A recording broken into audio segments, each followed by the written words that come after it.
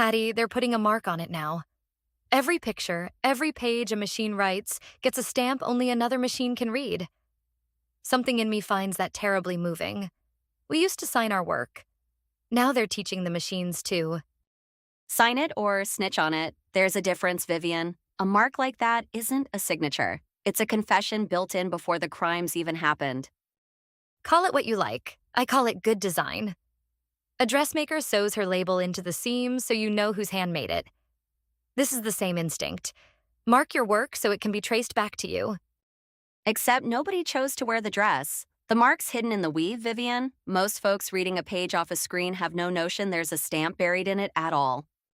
That's exactly why it has to be sound in its logic, even if it's invisible to the eye. Good design doesn't announce itself. It just quietly makes sure the truth is recoverable when somebody goes looking. And who's going looking? That's the story I'd chase. A mark nobody can see doesn't stop a lie from running the length of the wire before anyone thinks to check the seam. It doesn't stop the lie from running. It stops the lie from running forever unanswered. There's a difference between preventing something and being able to prove it happened. Fair enough. We watermarked the currency so a forger couldn't just walk into a shop and pass off paper as gold. Nobody thought that stopped the counterfeiters cold either. It just meant the shopkeeper had a fighting chance. Now you're speaking my language, Hattie.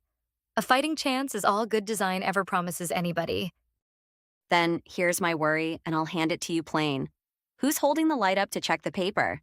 If it's only the government doing the checking, that's one kind of story. If it's every shopkeeper on the block, that's another. That's the part I want done right. The mark should belong to the reader as much as the maker.